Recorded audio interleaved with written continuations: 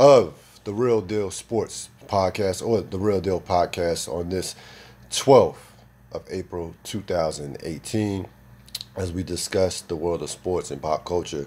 As always, the call number is 347-215-6180. We are simulcast, of course, on YouTube. Hello to my YouTube audience out there. This program will be recorded live on YouTube. So if you will be able to immediately check out the program as soon as we're done with the conclusion of it. We are shortly going to be joined by one Nate Darwish, who is on the line right now. Nate, how you doing? How you doing, man? Surreal, what's going on? Not too much, man. Just enjoying this finally some summer weather, as we've been stuck in winter for like the last seemingly 8 months. Of course, I'm joined by Nate Darwish, a former Golden Gloves heavyweight boxer for a long time. Of course, we're going to talk about his love for the sport, state of the heavyweight division, and a lot more on this Thursday evening on the Real Deal Podcast. First of all, Nate, welcome to the program. Good to have you on. Thank you. When did you start? At what age did you start boxing? Who introduced you to the sport? I was a lifelong boxing fan. I always had this kind of itch to. Really, my main goal in the beginning of my boxing career was just to get some sparring in around these New York gyms. So I joined Gleason's gym in Brooklyn, world-renowned gym. Joined up really just to learn the trade, get some sparring in. I was a little older when I started. I was 24 years old when I started boxing. So started with the training, started with the sparring. Couple sparring sessions, became a lot of sparring sessions, and once he put that in my head, I started training for some tournaments. I did well in several tournaments. I won a Metro's championship in 2004, and then I went on to the Golden Gloves, and I boxed for almost 10 years after that. So you were in terms of the tournaments, and how many fights do you have to win, things of that nature. How do you get into the Golden Gloves? Well, the thing about the New York City Golden Gloves actually happens to be the largest amateur boxing tournament in the world. Okay. New York City has anywhere from, if I'm remembering correctly, anywhere from 500 to 800 applicants every year. Now, each division, you have a novice division and you have a open division. So the novice division is for anybody with less than 10 fights or less than 2 major tournament victories. So when I first went into the gloves, I was a novice. I had less than 10 fights. Now, it's basically just like a playoff system. It's basically just a bracket. If you keep winning, you keep advancing. Some years in the Golden Gloves can have a good crop of opponents, and some years could be you might find a little bit less talent, a little bit more people rough around the edges, and not too experienced. But at any given time in the Golden Gloves, you're going to have to basically put aside everything in your life if you want to get if you wanted to get to Madison Square Garden, or they have it at the Barclays now. But if you wanted to get to Madison Square Garden back when I was boxing, you pretty much have to make boxing your life. You're talking about almost 3.5 months of competing. You win your first fight, you got to go back to the gym and train for your next fight. When you win your second fight, you got to go back and train some more sparring sessions, more road work, more running, more jump rope. Train for your third fight, and then you finally get to the Garden, and you've made it to the promised land, and you have to, if you win that fight, you're the Golden Gloves champion. So it's a very strenuous and tedious tournament to be in. It's very draining. I mean, you're really putting your body through a lot. I mean, amateur boxing tournaments are a very demanding tournament to be in. Take me through the mindset of a boxer. Now, recently, Deontay Wilder basically said, and I think people kind of went crazy with it. I think this is kind of like the mindset you have to have. But he basically said when he's in the ring, he's almost basically looking, to take somebody out. I mean, drop a body in the ring, Yeah, and so people. yeah, Of course, people went crazy with that. But it's we've seen people die in the ring. We've seen like that. That's those things. right, That's actually happened. You know, right. when you're entering, when you're walking, to the ring and you're entering between those ropes, what was your mindset going into any particular match? Like what were you mainly focused on? What your thought process? The thought process before you get to a boxing match is one of the most surreal things that you could ever imagine. I mean, you're stepping into the ring to fight another man. It's not like preparing for a football game. It's not like preparing for a basketball game. It's really there's a level of hypnotization that you go through. When you become more experienced, there's a level of hypnotization you have to put yourself through. But there's also a level of insecurity that you have to have. You have to say that no matter what, I'm going to give my all. You kind of have to tell yourself, you spoke of death, and it sounds kind of pervasive and brutal, but when you think about what I used to tell myself was I would rather die than not give 100% and not fight this man with everything I have. I used to tell that, I mean, this was an amateur match, it's 3 rounds, but it's still the same mentality that you go into a professional championship bout with. You're going to tell yourself, I'm going to give everything. I'm going to leave everything in the ring. I don't want to leave that ring and think I could have done this. I didn't do enough. You're going to give all that you have in that ring. And if you lose, you lose. You lose. You tell yourself, I gave my all. And I came to fight. The jitters before a boxing match are really at their peak, kind of in the dressing room during the walk to the ring. It's more anxiety. Once you get in the ring, you're kind of at peace with it. You see the man in front of you. Now you're ready to go. But you have to have that killer instinct. That's something that I don't think you could be a boxer without it. Even if you're a skilled fighter, even if you're not the kind of guy to just mix it up and go blow for blow, doesn't mean you don't have the killer instinct. It just means that you emulate it in a different manner. But if you don't have that killer instinct, you're not ready to go to the end. You're not ready to give everything. You're not ready to fight through blood and fatigue. Then you can't be a boxer. Now, did boxing bring things out of you that you didn't know that you had within you, or was those types was that type of mindset already within you even before you ever stepped into a ring? I would say that I was fairly certain it was there. But when you're living daily life, you're not in a situation. You're normally not going to find yourself in a situation where you have to have that killer instinct. I'm waking up, I'm taking the train to my job, I'm sitting in the office, and then I'm doing whatever I have to do after the work. I'm not necessarily going to activate that killer instinct. But once I got in the ring, it was fairly obvious to me that there was definitely some type of chip on my shoulder. There was definitely a killer instinct in there. And it was, I'm talking the first year I started boxing, I was a wild man. I was a wild man. I wasn't so concerned about the skill and outboxing you. I would sit there and go blow for you to show you that I'm the better man. And I realized I had it pretty quickly, and boxing definitely brought it to the surface, though.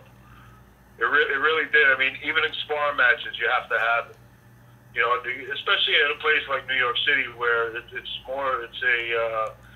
boxing has an old tradition here, and you got a lot of tough run-of-the-mill gyms in the middle of the hood, and you got guys coming from that gym to your gym to look for sparring partners, and you got to go at them. You got to go hard. You always have to go hard.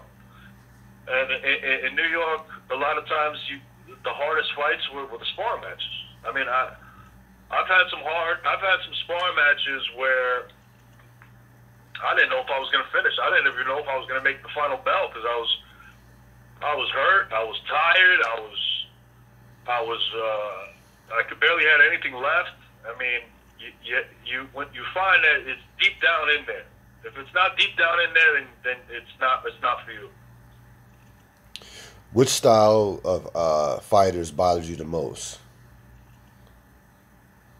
Which style fighters? What? Sorry. Which style in terms of your opponent? Which style fighters bothers you the most? The punchers, the brawlers. Like which guy would give you the most trouble? I definitely had a problem more with. I had a problem with southpaws. Okay. They were actually one of my top sparring partners. Was actually a professional. His name is Travis Peterkin. He was a southpaw. He's a very crafty southpaw.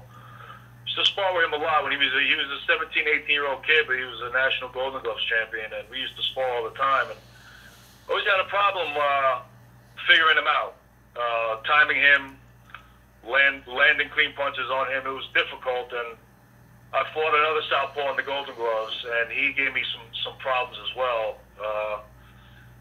I think sometimes you tell yourself that a southpaw is different and you have to fight them a certain way, and I personally think when you tell yourself that, you kind of defeat yourself a little bit. I think you got to go out there and just fight a southpaw like he's just a regular person. But I think mentally, I would think too much against a southpaw, and I would try to look for ways to connect on him in ways I normally wouldn't look for against a right-handed opponent. Got you. What to you is the real value of a cornerman, a trainer, a cornerman? How much can they sway the fight? Well, a cornerman. I mean, I always say this. I mean, you could go into a fight with no cornerman, and if you got the tools, the chances are you're going to be able to win the fight on your own. Now what a good cornerman is going to do, the good cornerman is going to he's going to see what the opponent is doing wrong, or what the opponent is leaving himself open for, and he is going to relay that back to you. So in a way, a cornerman doesn't necessarily, a good cornerman is not necessarily going to make you win a fight that you can't win. But a good cornerman is going to make you see things that you may not have saw on your own. That's what a good cornerman is going to do, and he's going to make it a lot easier for you. When you have someone on the outside looking in, they're going to make it a lot easier for you. They're going to make it easier to execute. If Roy Jones could probably fought his 30 fights without a cornerman, he'd still be undefeated. Gotcha. Right, but the cornerman probably developed his craft, helped him develop his craft, helped him see these things that he wasn't seeing, and helped him even get better. So a good trainer, a good cornerman is invaluable in terms of improving you. But a good cornerman is not going to make the 10-1 underdog win a fight. Okay.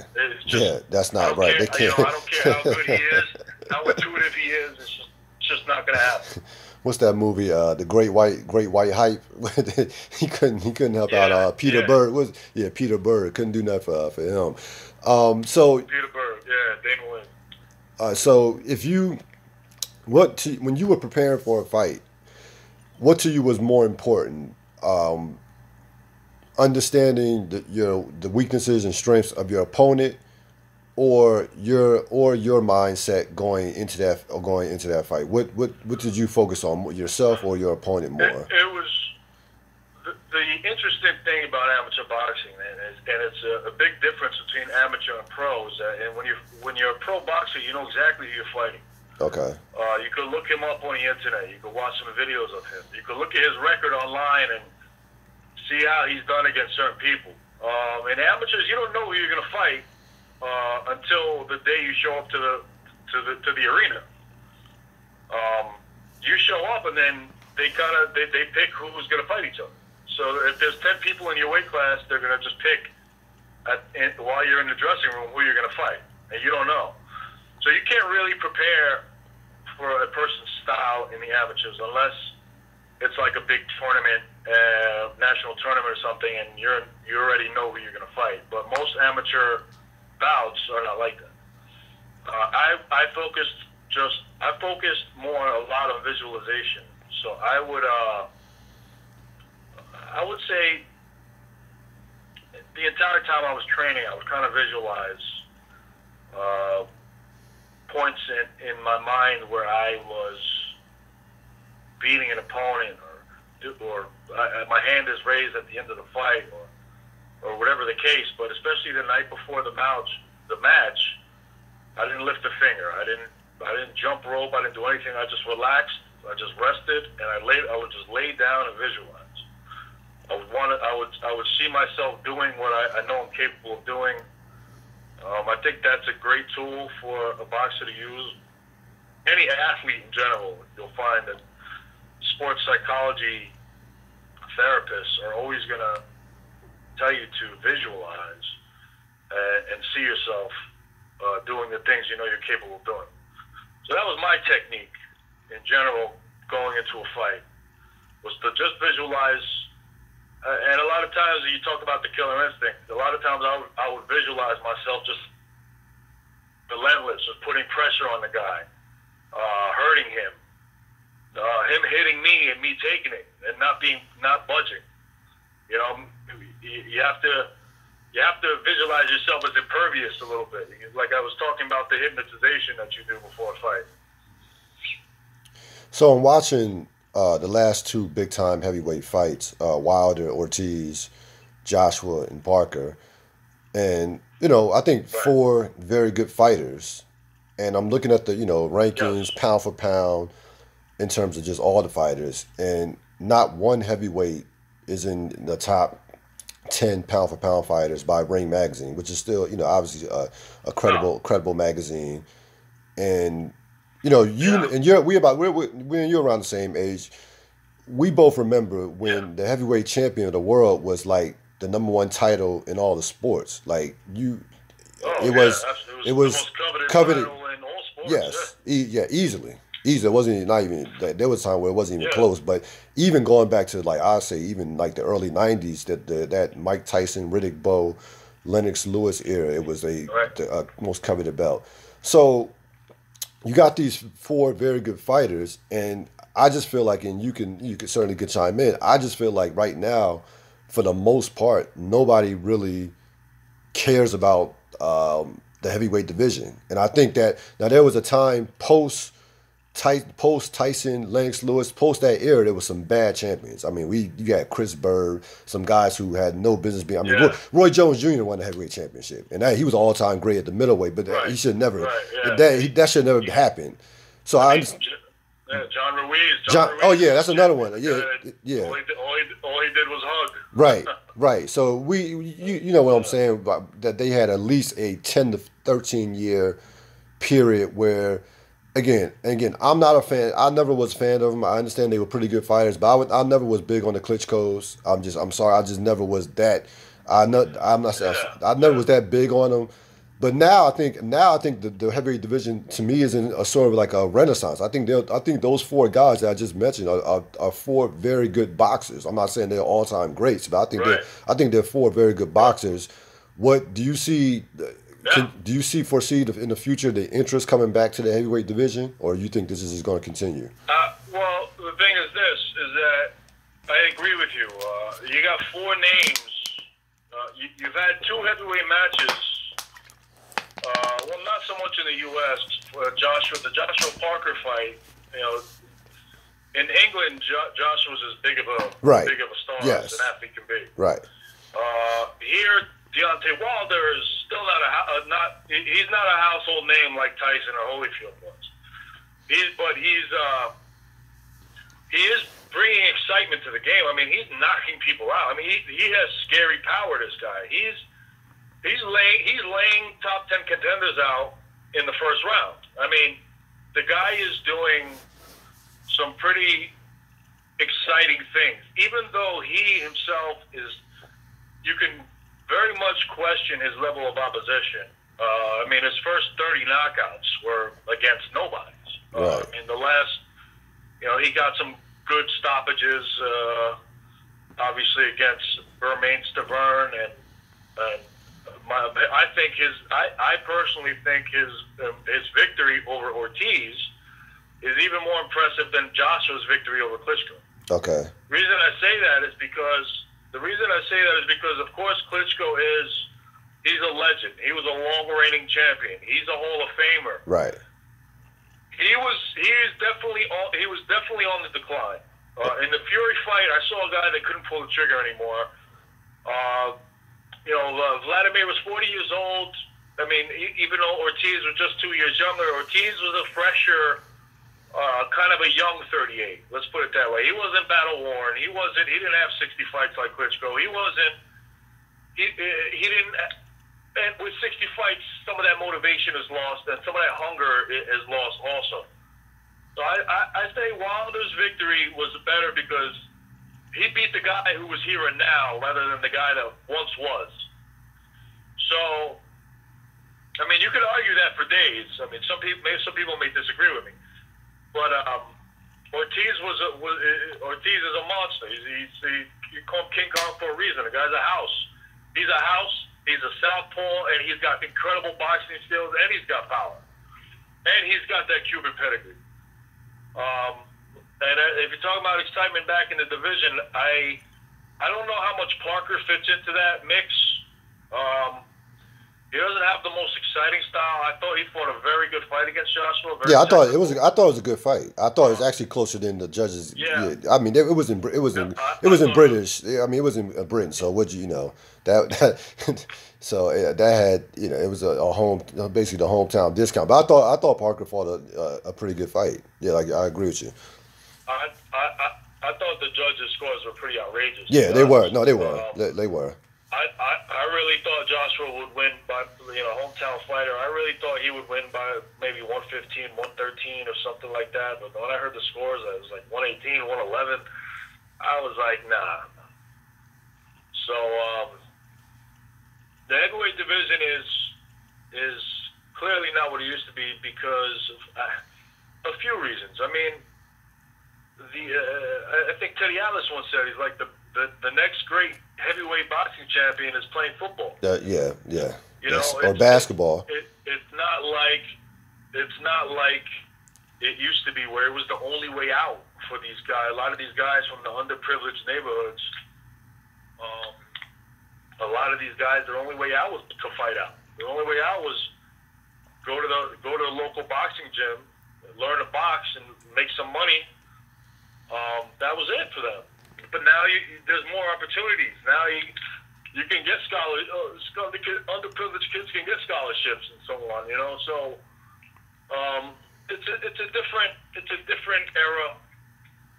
I also think that heavyweights fight a lot more cautiously nowadays. I think boxers in general, fight a lot more cautiously nowadays. I don't know if that's the Mayweather or the Roy Jones effect. I don't know, but you don't see. You go back and watch Duran versus Leonard, and these two guys were banging out, man. These guys were banging out for 15 rounds. These guys were laying it all on the line. Now you don't see these kind of fights anymore. Now you see very tactical. You see a lot of pulling jabs. You see a lot of clinching and holding and a lot of movement. And you don't see the guys with the killer instinct to hurt one another like it used to be. Yeah, I think I'm glad you brought that up as far as the Leonard, the Hearns, Leonard, those four you're talking about: Hagler, Hearns, Leonard, and I'm leaving Duran. That I just don't think you'll ever see. You'll never see that again. I don't think you'll ever see 4 fighters of that magnitude in the same era ever again. Because those are like 4 immortals, and people realize how great. Very unlikely to see again. Yeah. If that comet were to come back twice, I mean, it would be incredible for the sport and for every boxing fan. But I don't see that happening. It just seems too good to be true. Yeah. I mean, Hagler of all people was the man. Let's face it, the man was a machine. The man was a mental, physical machine. He was just an absolute specimen. And he beat Leonard. Let's be honest. He beat Leonard. He beat Leonard that fight. That he got robbed. I could see why he retired after that fight. He got robbed. I mean, people liked Bray Leonard. He was the more charismatic, and the people's champion. Hagler won that fight. Yeah, he was flashy. He was flashy, right? He was flashy. But Hagler, like you said, Hagler was just a machine that did not make any mistakes. Blue collar. Right. Yeah, he was the blue collar guy. He wasn't really charismatic. He had a very stoic demeanor. He kind of came to fight and went home. Leonard was the one that was in there smiling and taking pictures, and he was the poster boy for boxing for almost all the 80s. I mean, he took over Ali's crown. Right. No question. The era, that era. Yeah, and you don't really have that nowadays. It's just not the mainstream. It doesn't have the mainstream stars that it used to. I mean, it was De La Hoya. He was a crossover star. He was a matinee idol, if you will.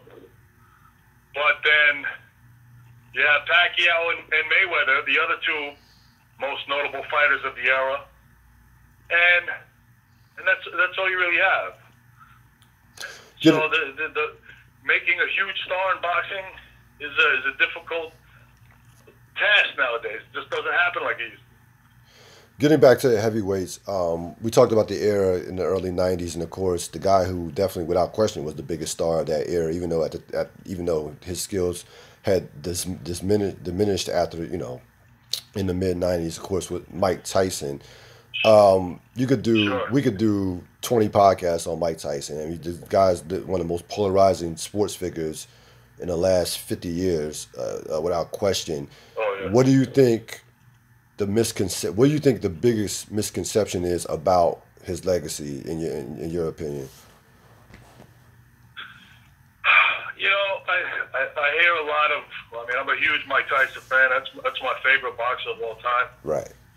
I belong to several boxing forums and pages on Facebook, and I read discussions. I engage in some discussions. A lot of people, it's almost the in thing to say Mike Tyson was the most overrated. Mike Tyson didn't fight anybody. Right. Mike Tyson got beat up by the best opponents he faced, so on and so forth. Okay. The fact remains, he was a 19-year-old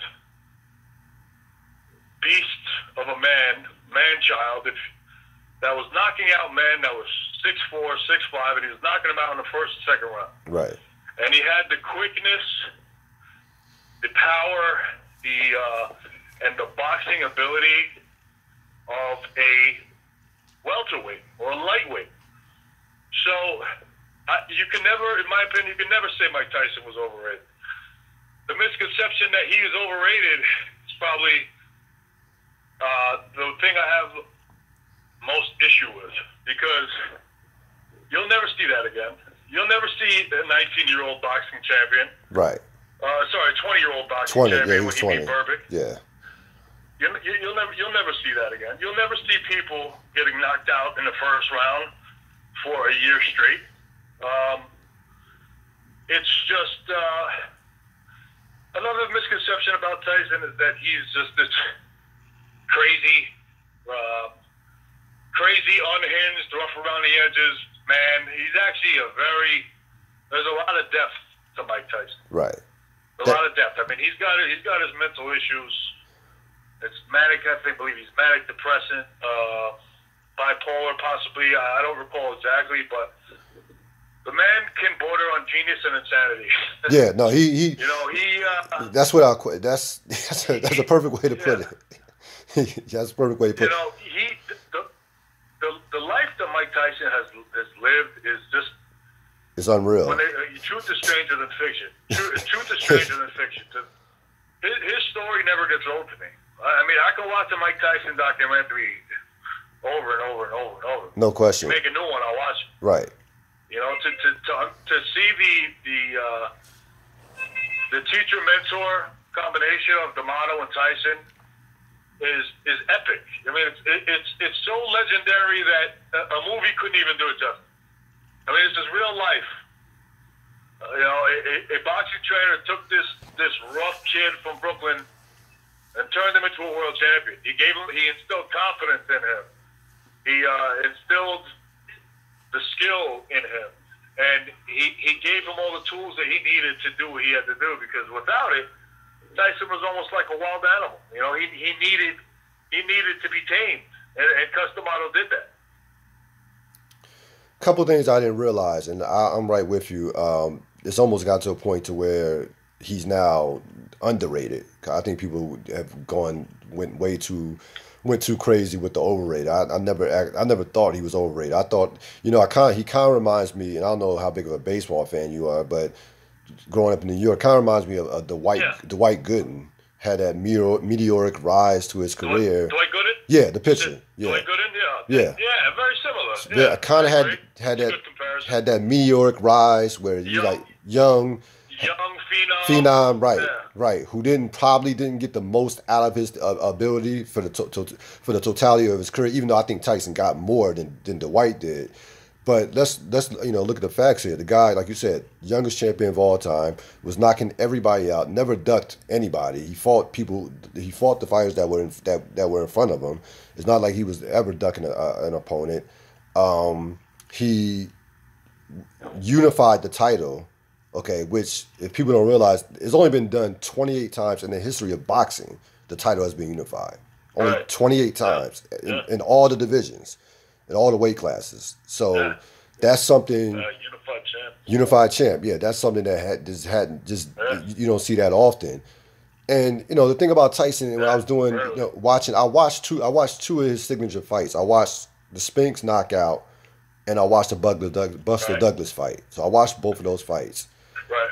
And the parallel between those fights are just incredible, because Spinks was scared to death. I've never seen any boxer in my life is scared. He was hard. I mean, like, yeah, he lost before he stepped. Yeah, no, it was over. Yeah, it was over. It was over. Like you said, it was over before it started. So he's terrified. You could see that knockout coming a mile away. Spinks shouldn't even have been in that fight. Larry Holmes beat Spinks in '85, but they cheat. They were tired. They didn't like Larry Holmes, so it was like, typical boxing. Who's the new guy, whatever, who can we market more? So, that, but anybody who wants to go back and watch the Spinks Holmes fight, Holmes beat Michael Spinks. There's no question about it. He beat him. But the parallel to the Douglas fight is that was only 2 years later. Like, Tyson knocked Spinks out at 21 and lost to Douglas at 23, and during that Douglas fight, Tyson looked scared. And people in Douglas's corners, like this, people in Douglas's corner was so confident. They were, I mean, beyond confident. They was like, yo, we got this dude. They basically like, this dude is scared to death. He don't want no part of you. And Douglas, I mean, again, let's be real about this too. Nobody wants to mention this. Tyson did knock him out in the 8th round. Douglas was knocked out. And nobody, yeah, that was the slowest count. Let's be real about that. That was a count. That was basically a 13-second count. Okay, that was a 13-second count. I think I counted 12 or 13. You're close, yeah, 12, 13, yeah, 12, 13. Yeah, it was a terribly long count. I mean, Douglas was done. It was a great uppercut he got hit with. Oh, that was classic. I mean, it was a classic showed Mike uppercut. Tyson's heart. Right. Yeah, I mean, it showed Mike Tyson's heart. I mean, everybody they said the same thing about him. Even in an interview, Tyson once said, people keep saying, I'm a bully, and that once someone stands up to me that I'm going to lose. And he said, that's not going to happen. He's like, boxing is mental. He's like, I'm not a bully. He's like, I'm mentally strong. And he showed that in the Douglas fight. No question. Now again, Douglas. He showed that. Douglas deserved to win the fight. He showed a lot of heart, man. He was getting his ass kicked. No, he was getting. I mean, he could have mailed it in and just collected the money. He was getting Douglas was killing him. I mean that fight minus that one round. Man. Minus that one round that Tyson knocked Douglas down, that fight was as one-sided as one-sided could be. I mean no. It was a battering, man. It was a battering. Yeah, it was him at again. That was him at basically his lowest point before, even when he was at his in terms of his physical peak. But we knew that he was mentally shot at that point. Don King. The all the stuff that the off the field, not off the field, but out of the ring, all that stuff had ran his course. So at that point, he really had no business even in the ring at that point. I mean, like against anybody. So it was very interesting to watch those two fights and see. Like I said, he looked he looked confused, scared, confused. He played the other position. Right. He was on the other side. Right, he was on the other side. Yeah, he switched positions with his opponents. Yeah. But Ring Magazine has him listed as the 17th all time in terms of heavyweights. Had him like 88 in terms of total fighters. Some heavyweights they had ahead of him like Riddick Bowe, Vitaly Klitschko, which is insane. Both of those are good fighters, but they're not Mike Tyson. So I do think he was underrated, excuse me, from that standpoint. Well, yeah. I mean, Riddick Bowe was he's another what could have been. Oh, he was lazy. He was lazy.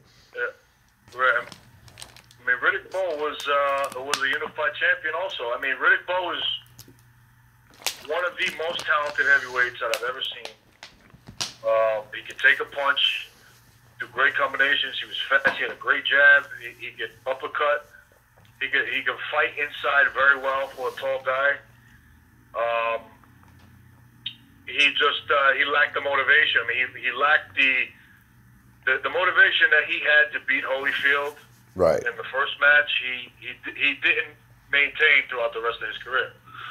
It was almost like it was sort of like he was a one and done. After the Holyfield trilogy, I mean, we saw what happened with Galata. Right. Oh, Galata beat him twice, but Galata just couldn't stop hitting him below the belt. I mean, Galata was DQ'd twice. Twice. Right. Yeah. One of them led to that big brawl in Madison Square Garden.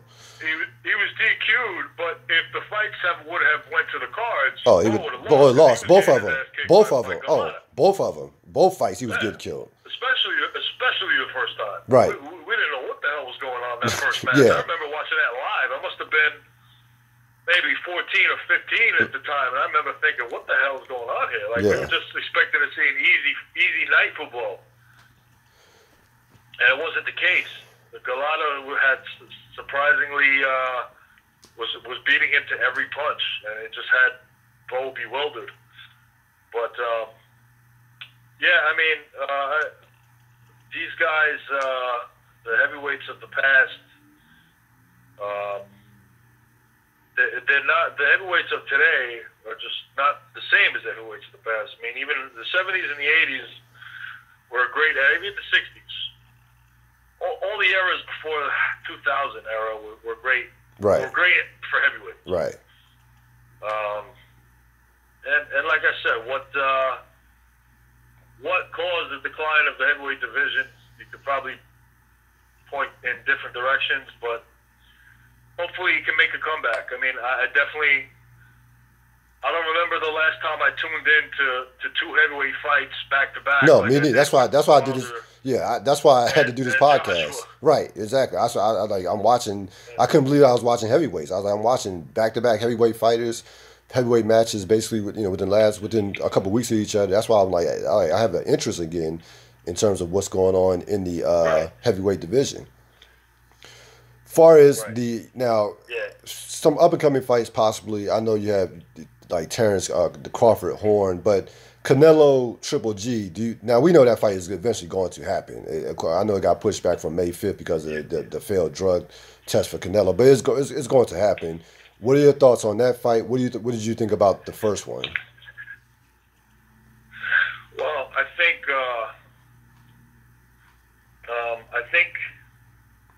the first fight was a good fall for a draw. Oh, you thought it was a draw. You thought it was a draw. Yeah, I hear you. Oh, sorry. I thought I lost you for a second. I thought the first fight was a good call to be a draw. I don't think either one of them really separated themselves from one another. I think in my mind I had Triple G ahead maybe by a round. Right. But I wasn't mad at the draw. In a rematch, it's very interesting to see because I feel like both of them have the same hunger. Even with Canelo being 10 years younger, I feel like they both would have the same hunger to make a statement in the rematch. I personally thought Canelo would win the first fight. Right. And I was very impressed with him. I mean, nobody took shots like that from Triple G. He fought a good fight. Triple G's a machine. Yeah, he's starting to climb up like Hagler, like he just. Yeah, he's starting to climb up the all-time ranks. Triple G. He's starting to climb up that. One of the greats. I really think. He's up there. He's up there for middleweight. So he definitely is. I mean, Triple G was. People don't maintain that knockout percentage once they really step up in opposition. Right. But Triple G was knocking out top 5 contenders still. He stopped Lemieux. He stopped Brook. He stopped Curtis Stevens. Not necessarily maybe a top 10 guy, Curtis Stevens. But I mean, he wasn't. He wasn't knocking out Palookas and tomato cans. He was knocking out good opposition. So his power is also very impressive. His chin is very impressive. I mean, the shots that he took from Canelo were out of this world. I mean, some of those shots could have knocked out cruiserweights. Right. Yeah. Canelo hits like a truck. Yeah. Canelo. He took some serious shots from Canelo without question. Do you? He definitely did. What is your future in boxing? Do you want to like train fighters? What do you want to do moving forward? Yeah, I'm more on the training side now. I get the itch once in a while to spar, but it's kind of out of my system now for myself. I really I pushed myself to do it. I got some fights under my belt. I've sparred. I've done the hard sparring. I've sparred pros. I've sparred national champions. I've sparred Golden Gloves champions. I've been in the Golden Gloves tournaments. It's kind of out of my system. So 90 seconds. I want to continue with the training of fighters. That's really my interest right now. And I'm associated with a few different gyms and some private clients of mine, and I've been training them in boxing, and they've been loving it. So I get some good satisfaction from that also. Do you ever think back if you would have founded a sport, as a teenager or a 8 or 9 year old that you could have possibly been professional? You ever had those thoughts? Yeah, I'm fairly positive I would have been. I mean, I'm fairly positive because I know how I felt about it when I was 24, and the clock was ticking for me. Right. I mean, I could have technically turned pro anyway. I mean, but I didn't need it. I didn't need the boxing. We went to college together. I had a college degree. I had a good job. It was a much less painful way of earning money. So right, yeah. It was, I think if I was started very young, I'm fairly certain I would have had the desire to go pro because that hunger I really had that hunger and that instinct for it.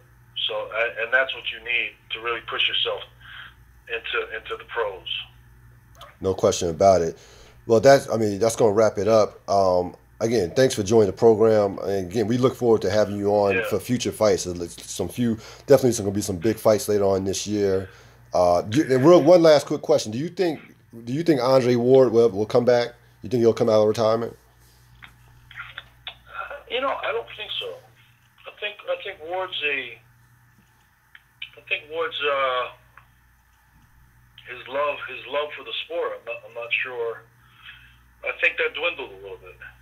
The guy hasn't lost, I think, since he was 12, right? Something like that. Never lost a match. Yeah, never lost as a professional. He's accomplished. He's even amateur and professional. He hasn't lost a boxing match, and I think he's proven everything he needs to prove. And I just don't think he needs it. I don't think he wants it. I think he's happy with being a commentator, and enjoying life. I think he said he missed spending time with his family, doing all the training. So I would say probably not. Yeah, some guys, he's certainly made a ton of money. So yeah, some guys just get out of it, and some guys do actually get out of it and get out of it unscathed. Not that few, not that many, but there are some possible exceptions. Right. Definitely some exceptions. Like Nate, thanks for joining the program, and we'll talk to you later. Anytime. All right, no problem. Thanks, man. Take care. All right, you too. Bye-bye. Thanks to Nate Darwish for joining the Real Deal podcast. We learned a few things about the mindset of a professional boxer, Golden Gloves boxer. And listen, the one thing I took out of that interview is, this guy started boxing basically at the age of 24. And you don't start it that late. You don't start that late. I mean, you just don't start that late. But he had a passion for it, worked hard, and got himself to a point to where, he won a couple championships, Metro championships. Now he's training other fighters. My whole point is, listen, if you have passion for something, you have passion about something, it's never too late to start. And do what you love. Just do what you love to do, no matter what. And again, boxing, again, there are a lot of easier ways to make a living in boxing, but that just shows you, him starting that late just shows you the power of passion and the power of having love for something, something, anything, how far that can take you. And, listen, based on how far he made it, starting at the age of 24, he probably could have went professional had he started in his teenage years or, 10, 11 years old. So, good job by Nate. Thanks for him coming on the program. We'll look forward to talking to him about future boxing matches. Canelo, Triple G, a couple of other guys. Crawford is fighting later on this year. Later on in a couple months. So, good job by him. I will see you next time this weekend on the latest edition of the Real Deal podcast. Have a great evening.